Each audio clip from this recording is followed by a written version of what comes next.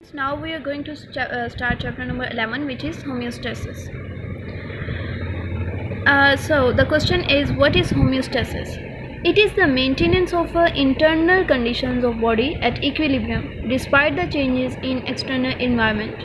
कहने का मतलब ये है कि एक्सटर्नल इन्वायरमेंट में डिफरेंट जितनी भी चेंजिंग्स हो रही होती हैं उनके अलावा जो है अब बॉडी के इंटरनल कंडीशंस को इक्विलिब्रियम पर मेंटेन रखना जो है होम्योस्टेसिस कहलाता है। ठीक है, होम्योस्टेसिस के एग्जांपल्स हम देखते हैं। ओस्मो रेगुलेशन होता है कि इसमें amount of water and salts को बैलेंस किया जाता है। ठीक है, ओस्मो रेगुलेशन जो है इसमें मेंटेन क्या किया जाता है, हमारी बॉडी के अंदर या प्लांट बॉडी में जितने भी वाटर और एक्स्ट्रा सॉल्ट्स होते हैं उनकी रेगुलेशन को ओस्मो रेगुलेशन कहते हैं।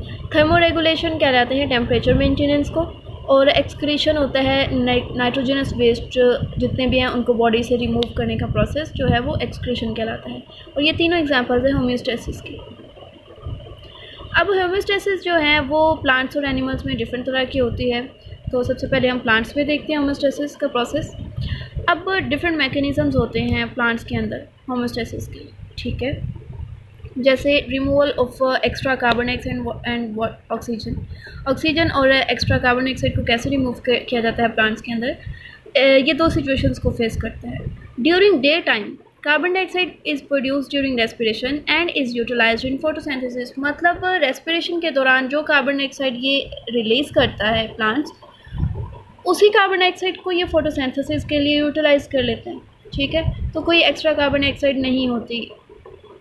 अब क्या होता है, ड्यूरिंग नाइट टाइम चूँकि फोटोसिंथेसिस नहीं हो रही होती, तो जो कार्बन डाइऑक्साइड होती है इनके पास सरप्लस अमाउंट में होती है। सरप्लस मतलब बहुत ज़्यादा कार्बन डाइऑक्साइड मौजूद होती है, क्योंकि रेस्पिरेशन के दौरान ये कार्बन डाइऑक्साइड को रिलीज़ कर रहे हैं, जबकि फोटोसिंथेसिस तो हो नहीं रही। तो वो एक्स्ट्रा कार्बन डाइऑक्साइड क्या करेगी, एस्केप कर जाएगी बाय डिफ्यूजन। अब वो एस्केप कैसे करेगी, through stomata and general surface like roots वगैरह। ठीक है, मतलब स्टोमेटा के ज़रिए या फिर रूट हेयर्स के थ्रू ये स्केप कर जाएगी कार्बन डाइऑक्साइड जो एक्स्ट्रा हो गई। अब ऑक्सीजन कैसे एक्सचेंज होती है। ऑक्सीजन हमें पता है कि सिर्फ और सिर्फ डे टाइम में प्रोड्यूस हो रही होती है, क्योंकि oxygen is the by product of photosynthesis ना, तो ये सिर्फ दिन के टाइम में ऑक्सीजन प्रोड्यूस होगी। अब ऑक्सीजन जो है वो साथ साथ रेस्पिरेशन में यूज़ हो रही है। ठीक है, और जितनी भी एक्स्ट्रा होगी ऑक्सीजन वो एनवायरनमेंट में स्केप की जाती है, बिल्कुल वैसे ही। अब सेकंड प्रोसेस है कि प्लांट्स अपने अंदर से एक्स्ट्रा वाटर को कैसे रिमूव करते हैं। प्लांट्स क्या करते हैं, बहुत सारा एक्स्ट्रा वाटर जो होता है ना उसको स्टोर करके रखते हैं फॉर द टर्जिडिटी। ठीक है, अपने आप को टर्जिड कंडीशन में रखने के लिए बहुत सारे एक्स्ट्रा अमाउंट ऑफ वाटर को स्टोर करके रखते हैं। इसके अलावा कुछ एक्स्ट्रा वाटर जो है वो ट्रांसपिरेशन के थ्रू जो है वो रिमूव हो जाता है। ट्रांसपिरेशन आपको पता है ना कि वाटर जो है वो इवेपोरेट हो जाता है फ्रॉम लीव्स, तो ये ट्रांसपिरेशन कहलाता है।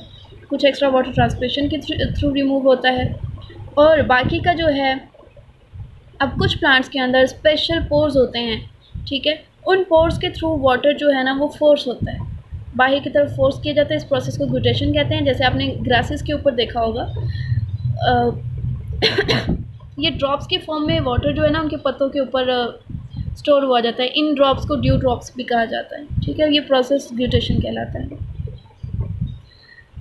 अब जो दूसरे मेटाबॉलिक वेस्ट होते हैं, दूसरे केमिकल्स होते हैं प्लांट्स के अंदर, वो कैसे रिमूव होते हैं कि बहुत सारे मेटाबॉलिक वेस्ट रिमूव होते हैं। जैसे कि सबसे पहले storage as of calcium oxalate. अब क्या होता है कि कैल्शियम ऑक्सलेट लीव्स के अंदर स्टोर हो जाता है। ठीक है, क्रिस्टल्स बना के, ये इनसॉल्युबल क्रिस्टल्स बना के कैल्शियम ऑक्सलेट लीव्स के अंदर स्टोर हो जाता है, और ये हार्मलेस होता है, नुकसानदेह नहीं होता।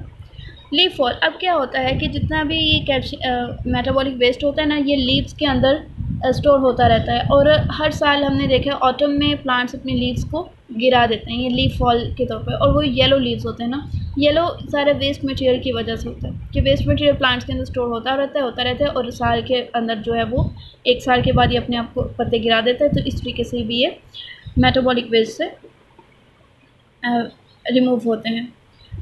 अब कुछ मेटाबॉलिक वेस्ट जो हैं, जैसे कॉनिफरस ट्रीज़ के अंदर रेजिन्स होते हैं, वो गम्स रेजिन्स वगैरह आपने नाम सुना होगा।